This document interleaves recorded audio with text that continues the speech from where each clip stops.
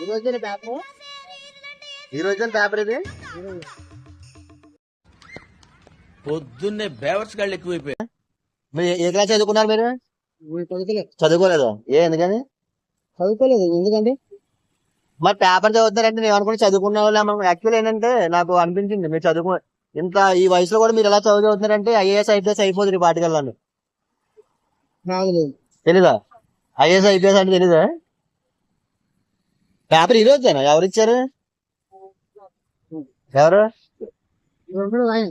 ఆహా, ఏ ఊరు మీది? ఏ ఊరు?